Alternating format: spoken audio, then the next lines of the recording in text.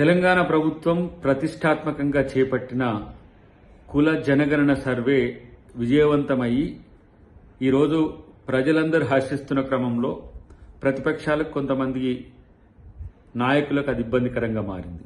గత ప్రభుత్వంలో సకల జన సర్వే పేరు మీద లిమ్కా బుక్ ఆఫ్ రికార్డ్స్లో పొందుపరచడానికి అన్నట్టు జరిగిన ఆ సర్వేలో దేశంలోనే కాదు అంతర్జాతీయ స్థాయిలో ఉన్న తెలంగాణ వాళ్ళందరూ వచ్చి రికార్డు స్థాయిలో రికార్డు చేయించుకున్నప్పటికీ కూడా ఆ వివరాలను బయట పెట్టకపోగా, పబ్లిక్ డొమైన్ లేకపోగా ఇలా వాళ్ళు మాది కూడా పబ్లిక్ డాక్యుమెంట్ అంటున్న పరిస్థితి మనం చూస్తున్నాం. కానీ ఏ రోజు ఎక్కడ కూడా అసెంబ్లీలో కానీ ఎక్కడ చర్చ జరగలేదు దాని మీద. ఈరోజు 3 నెలల్లోపు సర్వే రిపోర్టును ప్రజల ముందు అసెంబ్లీలో పెట్టి దాన్ని ప్రకటన చేసిన ఒక ఖ్యాతి తెలంగాణ ప్రభుత్వానికి, ముఖ్యమంత్రి రేవంత్ రెడ్డి గారికి దక్కిన పరిస్థితి.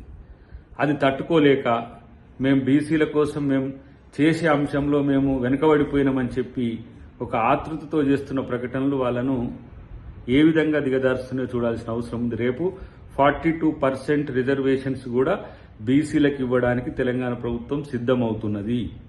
అది టెక్నికల్ ఇష్యూస్ ఉన్నా, ఎలాంటి ఇష్యూస్ ఉన్నా ఈ మధ్యనే ఈశ్వరయ్య గారు కూడా ఒక డాక్యుమెంట్ తయారు చేసిండ్రు. దాన్ని కూడా ప్రభుత్వం పరిశీలిస్తుంది. క్యాప్ను పక్కన పెట్టైనా సరే ఏ విధంగా బీసీలకు రిజర్వేషన్లు ఇవ్వచ్చో ప్రభుత్వం ఆలోచిస్తున్నది.